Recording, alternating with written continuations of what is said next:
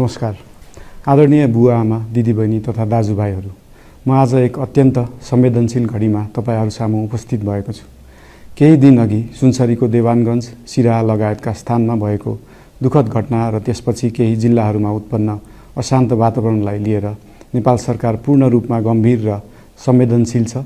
यस दुःखद घटनामा परि निधन हुनुभएका हाम्रा नागरिकहरू जयप्रकाश मेहता, ओम प्रकाश मेहता र गणेश यादवप्रति म भावपूर्ण श्रद्धाञ्जली अर्पण गर्दछु।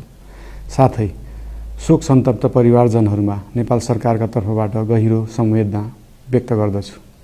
घटनामा परि घाइते हुनुभएका सम्पूर्ण नागरिकहरूको शीघ्र स्वास्थ्य लाभको कामना गर्दछु।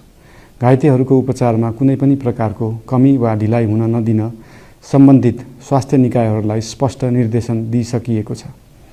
घटना भए लगत्तै सबै सुरक्षा निकायहरूले तत्काल घटनास्थलमा पुगेर परिस्थितिलाई सामान्य बनाउने, थप अप्रिय घटना हुन नदिने र शान्ति सुरक्षा कायम गर्ने प्रयास निरन्तर गरिरहेका छन्।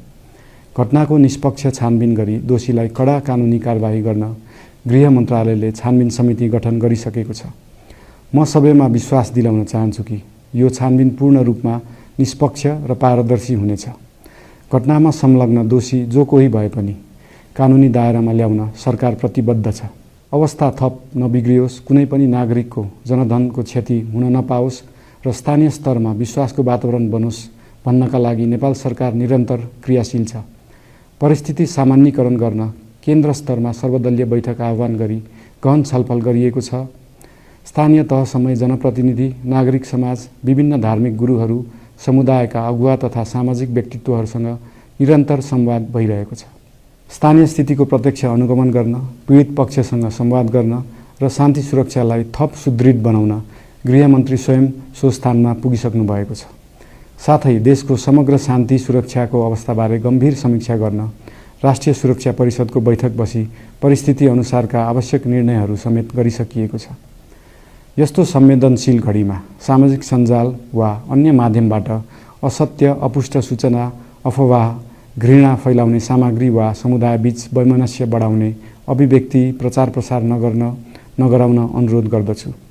साथै सरकारी निकायहरूबाट जारी भएका आधिकारिक तथ्य र सूचना मात्र विश्वास गर्न विशेष आग्रह गर्दछु। प्रत्येक नागरिकको जीवधनको रक्षा गर्नु, सामाजिक सद्भाव जोगाउनु र समाजमा शान्ति कायम राख्नु राज्यको सर्वोच्च र प्राथमिक दायित्व हो। आगामी दिनमा पनि राज्य थप सतर्क र संवेदनशील रहनेछ। प्रत्येक नागरिकको जीवन सुरक्षाका लागि सरकारका सम्पूर्ण संयन्त्रहरू अहोरात्र खटिनेछन्।